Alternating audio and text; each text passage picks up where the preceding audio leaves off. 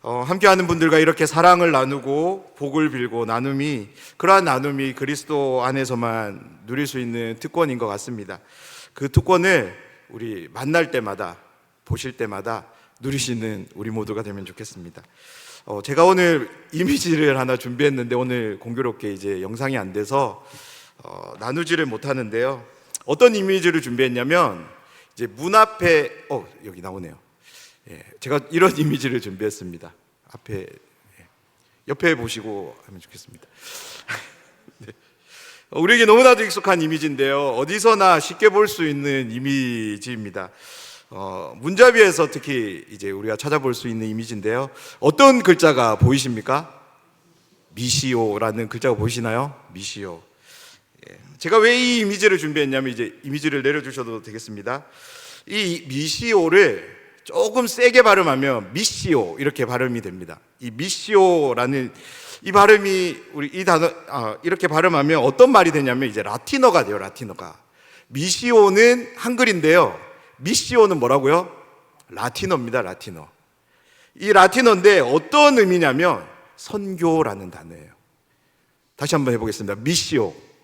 미시오가 뭐라고요? 라틴어로 선교예요. 라틴어 미시오에서 뭐가 나왔냐면 영어 미션이 나왔습니다. 그런데 한국어의 이 미시오라는 말이 이 말이 선교가 무엇인지를 정말 잘 보여주는 단어라고 생각합니다. 왜냐하면 선교는 들어가는 것이기 때문입니다. 조금 더 구체적으로 말씀드리면 문화가 서로 다른 타 문화권 나라 혹은 민족에 그리스도의 복음을 이제 가지고 들어가서 전하고 가르치는 것이 바로 선교입니다. 여기서 무엇이 제일 중요하냐면 들어가는 거죠. 들어가야지 전할 수 있고요. 무엇을 전할 수 있습니까? 그리스도의 복음을 전할 수 있는 거죠. 그런 점에서 이제 앞으로 어떤 문에 이 미시오라는 말이 적힌 글귀를 보면 여러분 선교를 떠올리셨으면 좋겠습니다. 오늘을 시작으로 식당을 비롯해서 어딘가에 이제 미시오라고 적혀 있는 곳에 들어가실 때 그냥 밀고 들어가지 마시고 무엇을요? 선교를 생각하며 열고 들어가셨으면 좋겠습니다. 그리고 그곳에서 식사를 하든 물건을 사든 이제 선교를 생각하고 들어갔으니까 어떤 마음으로 먹고 물건을 사야 될까요? 선교사의 마음으로 하시면 됩니다. 만약 우리가 그럴 수 있다면 우리는 그곳에서 선교사로서 복음에 합당한 태도와 자세를 가지게 될 것 같습니다. 그 태도와 자세가 무엇입니까? 그것은 바로 하나님을 드러내는 거죠. 이것은 절대 입과 소리로만 예수님을 전하는 것이 아닙니다. 우리의 마음 그리고 그 마음으로부터 빚어지는 행동을 통해서 하나님의 사랑, 타인을 향한 하나님의 사랑을 우리는 드러낼 수 있기 때문입니다. 그런 점에서 우리는 선교를 우리 일상에서 언제든지 마주할 수 있고요. 그 선교에 우리는 언제든지 얼마든지 동참할 수 있습니다. 하나님의 자녀로 부름받은 우리에게 선교는 우리의 삶에 있어서 어떤 특별한 이유나 목적을 가지는 것이 아니고요. 우리의 일상적인 삶으로 함께하는 것이 바로 선교가 되어야 됩니다. 선교는 하나님의 크고 높은 부름을 통해 그리스도인이 된 우리를 향하는 하나님의 뜻이기 때문에 그렇습니다. 오늘 말씀 우리 다시 한번 보도록 하겠습니다. 이사야 49장 6절 말씀인데요. 제가 한번 읽어드리겠습니다. 그가 이르시되 내가 나의 종이 되어 야곱의 지파들을 일으키며 이스라엘 중에 보존된 자를 돌아오게 할 것은 매우 쉬운 일이라. 내가 또 너를 이방의 빛으로 삼아 나의 구원을 베풀어서 땅끝까지 이르게 하리라. 아멘. 지금으로부터 약 2900년 전 하나님의 사람 이사야 선지자에게 하나님의 이 말씀이 주어집니다. 이 말씀은 약속, 언약의 형태로 주어졌고요. 또한 예언으로 주어진 말씀입니다. 그 내용을 보면 이제 크게 두 가지 내용입니다. 먼저는 하나님께서 야곱의 지파들, 다시 말해서 이스라엘 모든 민족을 다시 새롭게 세우실 것에 대한 약속이 있고요. 또 다른 하나는 이스라엘 민족을 이방의 빛으로 삼아 하나님의 구원을 여러 민족들, 오늘 말씀에서는 땅끝까지 이르게 할 것이라는 그 하나님의 강한 의지가 담겨진 약속입니다. 오늘은 선교에 관한 말씀을 나누기에 두 번째 내용에 조금 초점을 맞춰서 함께 말씀을 나누길 원합니다. 그렇습니다. 하나님은 이스라엘 민족에게 구원을 베푸시는 분이십니다. 그리고 하나님은 이스라엘 민족을 통해 온 열방, 오늘 말씀에서는 땅끝으로 표현되는데요. 하나님은 자신이 베푼 이 구원을 이스라엘 민족을 통해서 땅끝까지 이르게 하실 것을 오늘 약속으로 말씀을 주고 계십니다.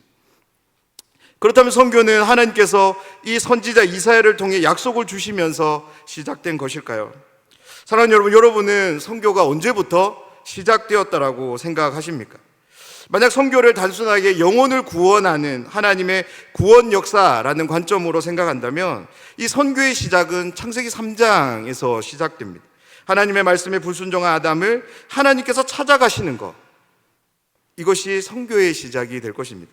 그런데 조금 더 이 선교를 이제 학문적인 관점에서 고려해서 특별히 서로 다른 문화, 타 문화권으로 들어가서 하나님의 복음이 전달되는 관점으로 우리가 이 선교를 본다면 저는 개인적으로 아브라함 때가 아닌가 생각이 됩니다.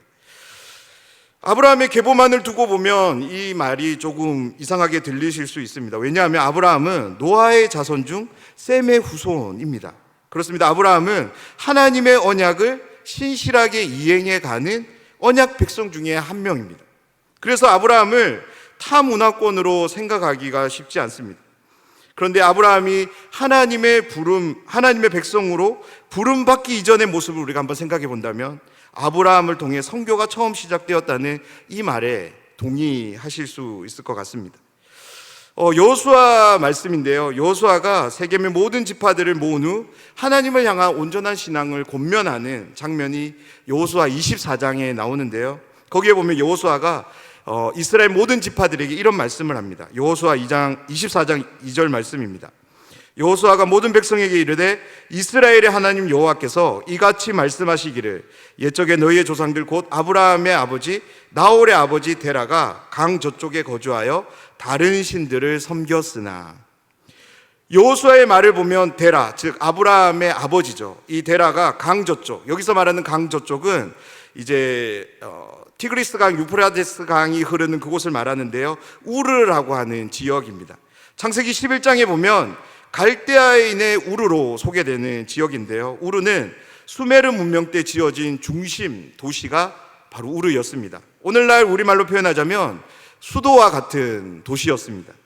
이곳에서 데라가 어떤 일을 했냐면 다른 신들을 섬기는 자였다고 말하고 있습니다. 고대 사회는 이제 북의 중심 사회였기에 아버지의 행동 하나하나는 그냥 아버지에게만 이제 국한되는 것이 아니라 가족 전체에게 이제 영향을 끼쳤는데요. 다시 말해서 데라만 다른 신을 섬긴 것이 아니라 데라의 자녀인 아브라함도 나홀도 아버지가 섬긴 그 이방 신을 함께 섬겼던 것입니다. 그렇습니다. 아브라함은 하나님의 백성으로 부름받기 이전에 어떤 삶을 살았냐면 하나님이 아닌 이방신, 즉 우상을 섬기며 살아갔던 사람입니다. 하나님과는 전혀 무관한 삶을 살았던 사람입니다. 이제 전도가 아닌 선교를 우리가 설명함에 있어 꼭 함께 사용되는 용어가 있는데요. 그 용어가 뭐냐면 타문화라는 거예요. 이 용어에 대해서 먼저 좀 잠깐 설명드리면 이제 타문화의 반대말을 우리가 한번 기억할 필요가 있는데요. 그 반대말은 이제 자문화인 거죠. 자문화라는 말은 자기가 속한 무리나 자신의 생활권 내의 문화를 이제 가리키는 말입니다. 동일한 언어를 사용하고 예절과 관습 및 의식이 서로 동일한 문화를 형성한 사람들이 이제 자문화권에 속한 사람이죠. 서로 다른 언어를 사용하고 예절과 관습 및 의식이 서로 다르면 이제 타문화가 되고요. 이러한 타문화가 형성되는 일정 지역을 가리켜서 우리는 타문화권이라고 말합니다. 다시 말해서 자문화권에 속한 대부분의 것들, 가장 대표적으로 이제 말과 습관이, 관습이라는 게 있습니다. 이러한 말과 관습들이 이제 타문화권에서는 서로 통용되지 않는 거죠. 그래서 자문화권에서 복음이 전해지는 것을 우리는 전도라 말한다면 타문화권에서 복음이 전해지는 것을 우리는 선교로 분류할 수 있습니다. 그런 점에서 예수님께서 갈릴리 유대 땅에서 복음을 전하며 진행한 것은 이제 전도가 되고요. 사마리아와 거라사, 두로와 시돈에서 복음을 전한 것은 우리가 선교로 볼 수 있습니다. 그런 점에서 하나님이 아닌 이방신을 섬기며 살아갔던 아브라함은 혈육으로는 셈의 후손으로 자문화권에 속했다고 생각할 수 있지만 믿음에 있어서만큼은, 신앙에 있어서만큼은 여호와 신앙에 대한 단 하나의 이해함도 없는 타문화권에 속한 사람이었습니다. 하나님은 그런 타문화권에 속해 살아가던 아브라함에게 찾아가셨고 그에게 하나님이 누구신지를 드러내셨습니다. 오늘 본문의 말씀 이사야 49장 6절의 말씀은 이 아브라함과 아주 밀접한 이제 관계가 있는 말씀입니다. 다시 말해서 하나님의 사람 이사야에게 하나님께서 말씀을 주실 때 하나님은 바로 아브라함에게 주신 말씀, 아브라함과 맺은 언약을 기억하시고 이 약속을 말씀으로 하고 계시기 때문입니다. 아브라함을 찾아가신 하나님은 아브라함에게 세 가지 약속, 언약을 주시는데요. 창세기 12장 2절과 3절에서 이 세 가지가 소개됩니다. 먼저는 이제 내가 너로 큰 민족을 이루어 내게 복을 주겠다라고 하시고요. 내 이름을 창대하게 하리니 너는 복이 될 거라고 말씀합니다. 그리고는 마지막으로 이제 땅의 모든 족속이 너를 말미암아, 다시 말해서 아브라함을 통해서 모든 족속이 하나님의 복을 누리게 될 것이다 라고 이제 세 가지 복을 주시는데요. 창세기 12장 2절과 3절에서 확인할 수 있는 하나님의 계획 뜻이 무엇이냐면 아브라함이라고 한 사람을 통해서 땅의 모든 족속이 복, 다시 말해서 하나님이 내리시는 그 풍성한 삶을 받아 누릴 것이다. 이것이 바로 아브라함과 맺은 언약의 내용입니다. 오늘 말씀이 이사야가 하나님으로부터 받은 약속을 보면 하나님은 하나님의 종을 통하여서 하나님의 구원을 베푸십니다. 그런데 어디까지 베푸실 것이냐면 땅끝까지 이르게 하실 거라고 말씀합니다. 사랑하는 여러분, 하나님은 왜 이사야에게 이 말씀을 약속으로 주시는 걸까요? 아브라함에게 말씀하실 때와 동일하게 땅끝까지 하나님의 구원을 베푸실 것이, 다시 말해서 하나님의 복이 땅끝까지 이르게 되는 것이 바로 하나님의 본래적인 뜻이었기 때문에 그렇습니다. 아브라함 때부터 하나님의 계획이 이렇게 함께 있기 때문입니다. 아니, 하나님께서 영혼들을 향한 구원 사역을 시작할 때부터인 그 아담에게 베푸신 언약부터 어쩌면 이 계획은 시작되었고 아브라함을 통해서 구체적으로 드러났고 예수 그리스도를 통해서 성취되는 것입니다. 하나님은 처음부터 땅끝 모든 열방을 바라보시며 구원 계획을 디자인하셨습니다. 그저 단순하게 바라보셨을 뿐만 아니라 정말로 온 세계를 향한 구원 사역을 완전하게, 온전하게 성취하시도록 하나님은 신실하게 이 약속을 지켜가셨습니다. 여기서 우리가 기억해야 될 것이 있습니다. 그것은 바로 이스라엘 민족의 불순종입니다. 하나님은 구원 계획을 이스라엘 민족만을 위한 것이 아닌 온 열방을 위한 땅끝까지 이르도록 한 구원 계획이었습니다. 그런데 출애굽기 19장은 우리에게 중요한 이야기를 하나 전해주는데 그것은 무엇이냐면 출애굽기 19장의 내용을 보면 모세를 선두로 한 이스라엘 백성들이 홍해를 건너서 마침내 하나님의 산 시내산에 도착합니다. 그때 하나님께서 모세를 통해서 한 가지 말씀을 주시는데요. 이 말씀을 주시고 하나님은 이스라엘 민족과 언약 체결을 하십니다. 바로 하나님은 이스라엘 하나님이 되시고 이스라엘은 하나님의 백성이 되는 이 언약이 체결되는데요. 이 출애굽기 19장에서 하나님이 어떤 이야기를 하시냐면 하나님께서 이스라엘 민족을 향한 뜻, 계획을 말씀하십니다. 하나님이 하신 이 말씀을 이스라엘 민족이 듣고 그것이 그들에게 있어서 좋게 여겨졌기 때문에 이들은 하나님이 요청하시는 이 언약을 체결했던 것이죠. 특별히 출애굽기 19장 6절 말씀을 보면 너희가 내게 대하여 제사장 나라가 되며 거룩한 백성이 되리라. 너는 이 말을 이스라엘 자손에게 전할지니라. 하나님께서 모세를 통해 이스라엘 백성들에게 무엇을 말씀하시냐면 너희가 이스라엘 민족이 하나님에 대하여 제사장 나라가 될 것이라고 말씀합니다. 거룩한 백성이 될 것이라고 말씀하는 거죠. 이 말씀을 보면서 우리가 제사장의 기능을 한번 생각해 보기를 원합니다. 먼저 고대 이스라엘 사회에서 제사장의 기능은 하나님 앞에서 죄를 속죄하는 제사를 담당했던 사람입니다. 다시 말해서 이스라엘 민족이 범죄함으로 인해 빚어지는 하나님과의 단절을 해결하기 위해서 제사장들은 제사의 직무를 이제 신실하게 감당했던 사람들인 거죠. 또한 다음으로 제사장은 하나님의 거룩함을 이스라엘 백성들에게 선보이는 사람들이었습니다. 그래서 그들은 하나님의 임재의 상징인 성막 주위에 늘 함께 했습니다. 그런 생활을 통해서 이스라엘 백성들에게 하나님이 어떤 분이신지, 특별히 하나님의 거룩함을, 하나님의 정결함을 계속적으로 말씀해 준 사람들입니다. 그렇습니다. 하나님은 온 열방의 모든 죄를 씻기 위한 제사를 감당하도록 하기 위해서 이스라엘 민족을 제사장 나라가 되게 하신 거죠. 주변의 모든 나라들로 하여금 하나님이 어떤 분이신지를 선보이기 위해서 이방신을 섬기는 타 문화권에 속한 여러 나라들에게 하나님을 드러내고 가르치기 위해서, 선교하기 위해서 하나님이 이스라엘 민족을 제사장 나라로 삼으신 것입니다. 이스라엘은 바로 이 하나님의 선택에 순종을 보여야 됐고 그 선교를 감당해야 되었던 거죠. 그런데 성경 우리에게 무엇을 말씀합니까? 이스라엘 민족이 하나님의 이 계획에 대해서 불순종했다라는 것입니다. 모세로부터 이 약속을 받은 후 계속해서 이스라엘 민족은 하나님께 불순종을 보입니다. 다시 말해서 하나님의 선교를 이행하지 않고 불순종을 통하여서 하나님의 선교를 자신들의 입장 안에서만 가둬둔 거죠. 온 열방을 회복하시고 구원하시는 하나님의 큰 뜻과는 무관하게 오로지 자신의 민족만 하나님의 구원을 맛보고 누리기를 열망하면서 지금까지, 다시 말해서 이사야가 이 말씀을 받는 시대까지 살아온 것입니다.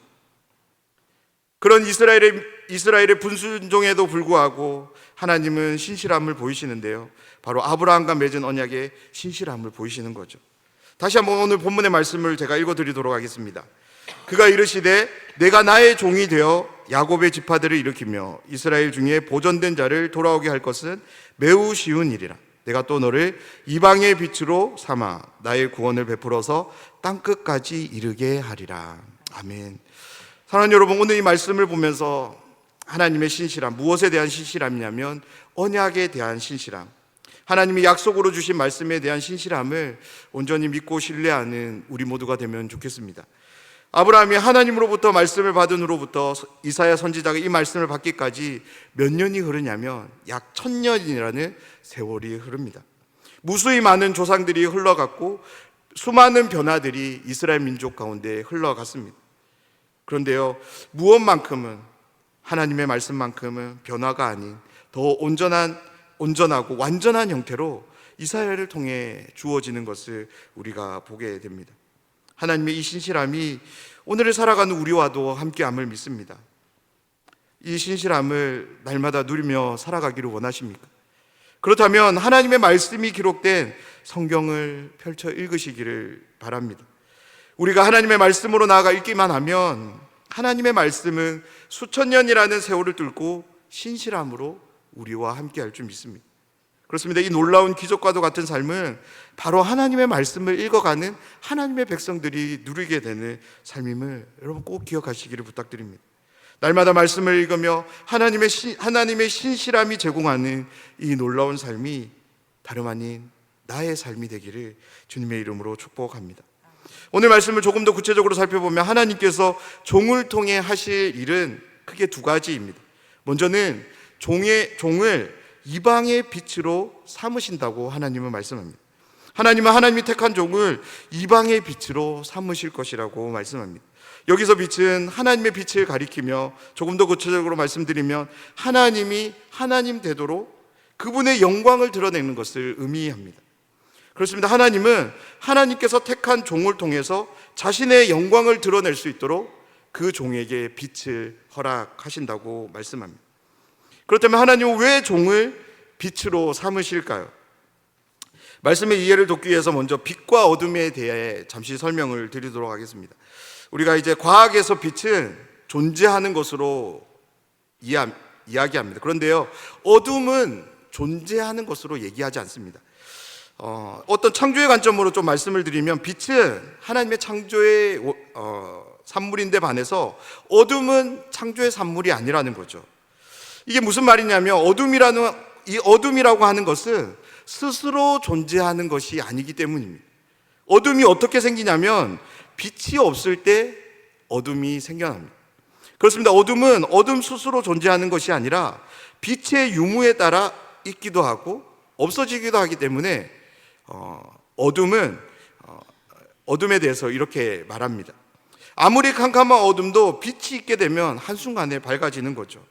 그렇습니다. 어둠은 빛의 절대적인 영향을 지배를 받습니다. 어둠은 빛처럼 홀로 존재할 수 있는 것이 아닙니다. 하나님께서 왜 종에게 빛, 하나님의 빛 광채를 허락하시냐면 죄로 인해 타락한 백성들에겐, 사람들에겐 하나님을 알 만한 것이 전혀 없기 때문에 그렇습니다.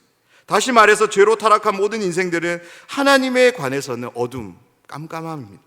이 어둠을 사람 스스로가 해결할 수 없는데요, 왜냐하면 하나님을 모르는 사람들은 자신이 이 어둠에 속한지도 모르기 때문에 그렇습니다. 그로 인해서 하나님을 찾지 못하는 거죠.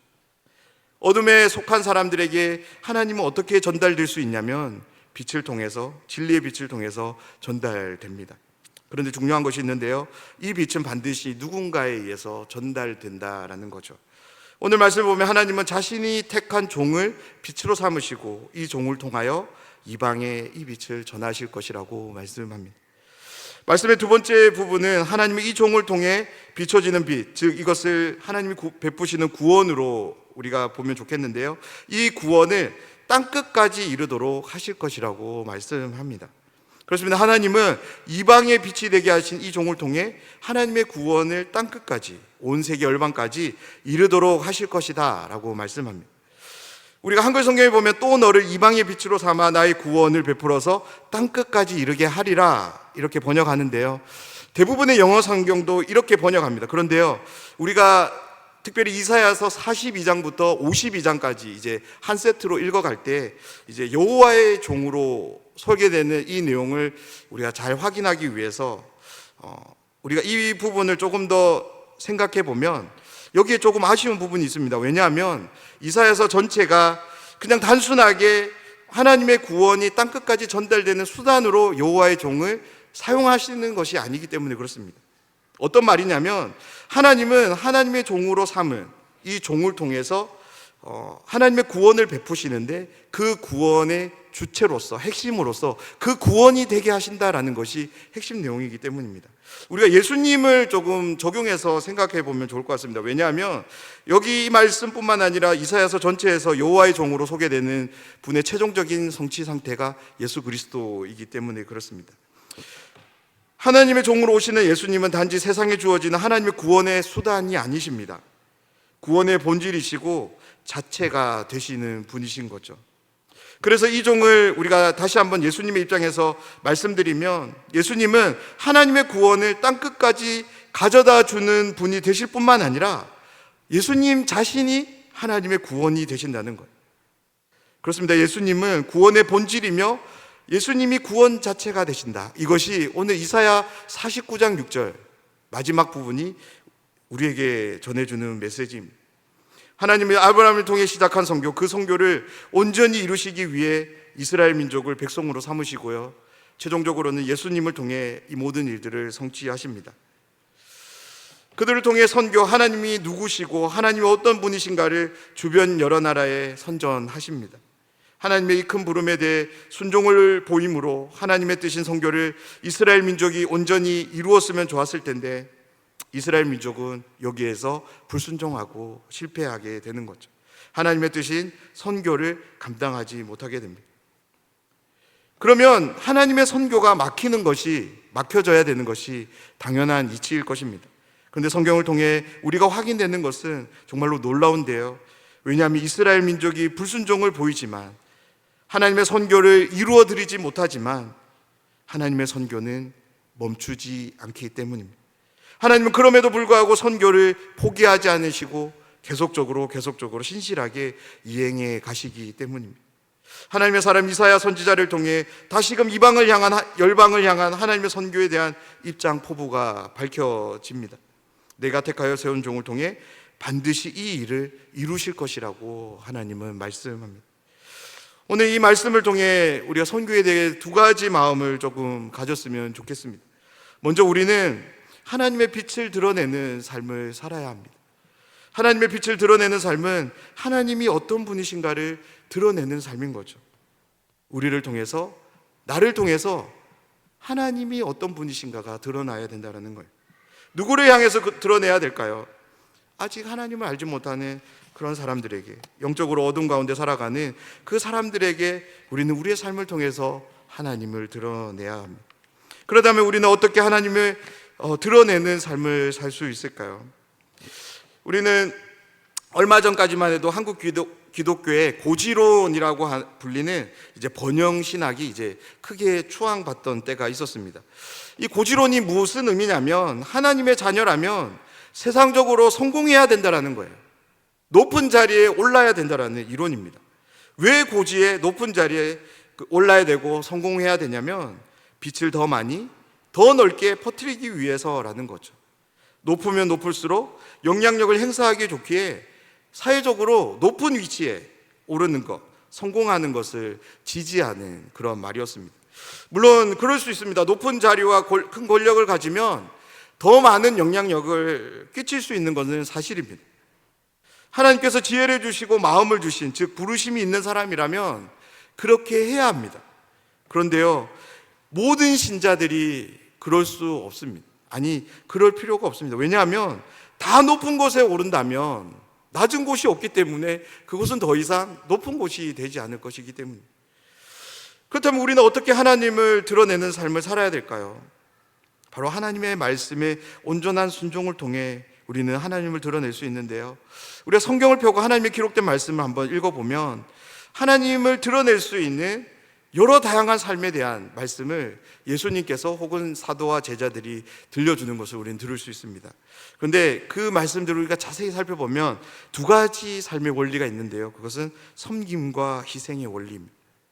예수님도 그렇고 사도들도 그렇고 이 섬김과 희생을 통해서 하나님 나라, 하나님을 드러내고 있는 것을 우리는 말씀을 통해 보게 됩니다.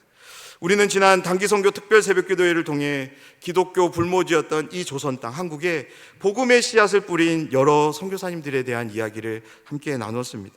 그들의 섬김과 희생은 너무나도 미약하고 연약했습니다. 그렇습니다. 그들의 섬김은 이 조선 땅에 마치 한 알의 씨앗을 심는 것과 같아 보였습니다. 그 당시에도 많은 사람들이, 아니 모든 사람들이 그렇게 생각했을 것입니다. 그런데 어떻습니까? 그들의 섬김을 통해 이 조선 땅에 하나님의 빛이, 구원의 빛이 드리워지게 된 거죠. 조금씩 선교사님들의 이 섬김을 통해 이 땅은 하나님을 볼 수 있게 되었고요, 하나님의 사랑을, 죄인들을 구원하시기 위해 십자가에 죽으신 예수 그리스도의 그 공로가 드러나기 시작한 거죠. 사랑하는 여러분, 우리의 섬김과 희생 또한 그렇게 보일 수 있습니다. 나의 이 작은 섬김에, 나의 보잘것없는 이 희생에 하나님이 드러나지 않을 것처럼 생각될 수 있고요, 그렇게 보여질 수 있습니다. 그런데요, 전혀 그렇지 않습니다. 특별히 신약 성경을 통해 예수님의 하신 말씀을 보면 지극히 작은 아이에게 그리고 냉수 한 그릇 주는 행동을 통해서도 하나님을 드러낼 수 있다. 이것은 예수님의 말씀입니다. 저는 오늘날 이 시대를 살아가는 그리스도인들에게 정말로 필요한 것은, 특별히 하나님을 드러내는 데 있어서 필요한 삶은 고지론의 입장이 아닌 하늘의 미랄이 씨앗이 땅에 심겨지는 이런 삶임을, 하나님이 이런 삶을 우리에게 요구하시고 찾으시는 줄 믿습니다.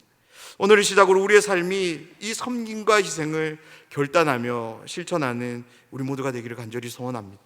그러한 소망을 가지고 섬김과 실천을 감내하는 모든 분들의 삶에 하나님은 하나님의 영광의 광채로 함께 할 줄 믿습니다. 우리는 하나님을 드러내는 삶을 통해 무엇보다 예수님이 구원이 되심을 땅끝까지 증거하는 삶을 우리는 또한 살아가야 합니다. 저의 말이 말장난처럼 들려질지도 모르겠습니다. 어떤 말이냐면, 우리는 땅의 시작과 땅의 끝을 동시에 밟고 살아가는 사람들입니다. 왜 그렇습니까? 지구는 둥글기 때문에 그렇습니다. 다시 말해서 땅끝이 어디냐면 나에게 있어서 가장 가까운 곳이 땅끝이 되는 거죠. 그런 점에서 우리와 함께하는 사람들 중에서 가장 가까운 사람들에게 우리는 복음으로 돌보는 일을 지속적으로 해나가야 됩니다. 그런데 중요한 것은 그 영혼을 우리가 선교의 관점으로 바라볼 수 있어야 된다는 거죠. 왜냐하면 그 영혼은 아직 하나님 밖에 있는 사람, 다시 말해서 영적으로 어두운 사람이고 신앙적으로 타 문화권에 속한 사람이기 때문입니다. 만약 내가 복음을 전할 때 나의 입장에서 복음을 전한다면 그들에게 하나님의 뜻이 잘 전달되지 않을 것입니다. 그것은 선교에 있어서 바람직하지 않은 태도입니다. 선교를 한 번쯤은 해보신 분은 이해하실 것입니다. 하나님에 대한 이해가 전혀 없는 사람들에게, 나에게 너무나도 익숙한 것들이 그들에게는 완전히 낯선 것들이 되기에 그 어떤 이해도 줄 수 없는 것이 바로 선교의 관점입니다. 만약 우리가 타문화권에 가서 우리의 입장에서 이해하고 있는 바로 복음을 전한다면 우리는 이 복음 전하는 일에 완전한 실패를 경험하게 될 것입니다. 절대 단 한 영혼도 하나님께로 인도하지 못할 것입니다. 하나님이신 예수님께서 왜 사람의 몸을 입고 이 땅에 오셔야만 했을까요? 정확한 이유를 우리는 알 수 없습니다. 그런데요, 한 가지 이런 이유도 있지 않을까요? 사람의 입장에서 하나님을 전하기 위해서 하나님께서 친히 사람의 몸으로 이 땅에 오신 것입니다. 영어로 인카네이션이라는 말을 붙이는데요, 이 성육신의 입장이 타 문화권에서 선교, 특별히 우리와 가까이 하는 사람들 중에서 아직 하나님을 알지 못하는 사람들에게 이러한 자세가 우리에게 함께하면 좋겠습니다. 아직 복음을 받아들이지 못하는 사람들에게 주 예수 그리스도의 복음, 생명의 복음을 전하기 위해서 우리 인카네이션, 성육신합시다. 그들의 입장 문화에 들어가서 하나님의 복음을 전할 수 있는 우리 모두가 되면 좋겠습니다.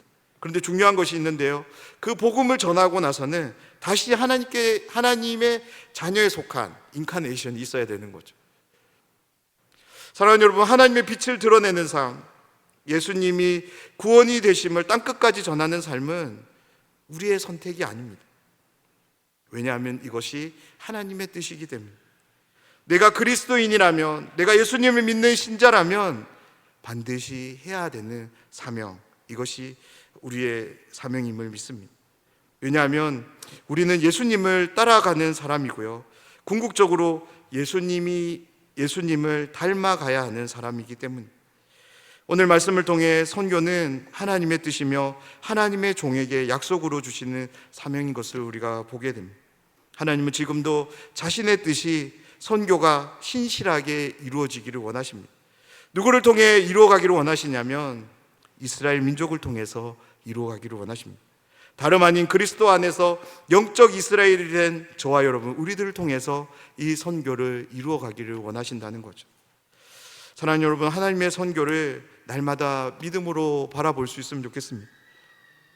믿음으로 바라보는 가운데 우리의 순종을 통해 하나님의 선교가 우리의 삶을 통해서 아름답게 펼쳐지기를 날마다 소망하며 살아가기를 원합니다.